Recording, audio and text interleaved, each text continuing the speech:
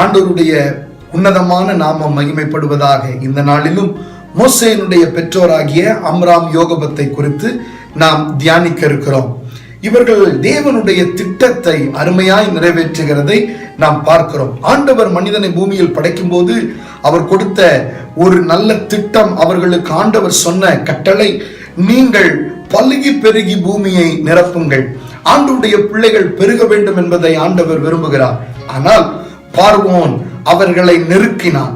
அவர்களுக்கு பீத்தோம், ராம்சேஸ் என்கிற பட்டணங்களை கட்டும் பெரிய வேலைகளை அவர்கள் மேல் சுமத்தினான். என்றாலும் அவர்கள் பிள்ளைகளை பெற்றார்கள். எனவே வயிற்றில் ஆண் பிள்ளை இருக்கும் போதே பிள்ளை கொலை செய்யப்பட வேண்டும் என்கிற கட்டளையும் பிறப்பித்தான்.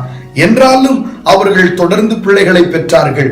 பிள்ளைகள் பிறந்த பிறகு அவர்களை நைல் நதியில் போட்டு கொலை செய்ய வேண்டும் என்கிற கட்டளை கூட பார்வோன் கொடூரமாக பிறப்பிக்கிறதை நாம் பார்க்கிறோம். ஆனால் இந்த நெருக்கமான காலத்தில், இப்படி அழிவின் காலத்தில் தேவ திட்டம் அழிந்து போகாதபடி, தேவன் சொன்ன காரியங்கள் அழிந்து போகாதபடி நாம் பெருக வேண்டும் என்கிற அந்த முக்கியமான எண்ணத்தோடு, அந்த முக்கியமான திட்டத்தை நிறைவேற்ற இந்த அருமையான குடும்பம் வெகுவாய் பாடுபடுகிறதை நாம் பார்க்கிறோம்.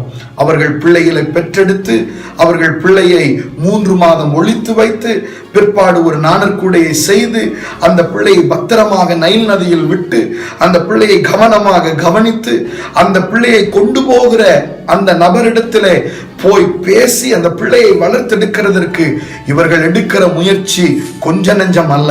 இவர்கள் அதிகமாக பாடுபடுகிறார்கள். பிரியமானவர்களே, இந்த நாளிலும் சத்துருவாகிய சாத்தான் நம்மை நெருக்கி நாம் பெருக விடாதபடி எத்தனையோ பாடுகளை கொண்டு வரலாம். உங்களை வேலை நிமித்தம் நெருக்கலாம், உங்களுடைய காரியங்கள் எல்லாம் அழிக்கப்பட வேண்டும் என்று நினைக்கலாம். ஆனால் எதுவா இருந்தாலும் தேவன் சொன்ன காரியம் ஒரு நாளும் தடைபடக்கூடாது. தேவ திட்டம் தடைபடக்கூடாது.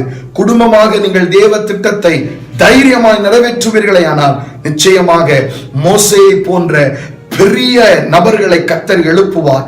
தேசங்களை கர்த்தர் விடுதலையாக்குவார். இஸ்ரவேல் ஜனங்களை எப்படி எகிப்திலிருந்து, அடிமைத்தனத்திலிருந்து விடுதலையாக்கினாரோ அதே காரியங்களை கர்த்தர் இன்றைக்கும் செய்வார். கர்த்தர் நாமம் மகிமைப்படும். கர்த்தர் தாமே உங்களை ஆசீர்வதித்து வார்த்தைகளின்படி நடத்துவாராக. கர்த்தர் நல்லவர்.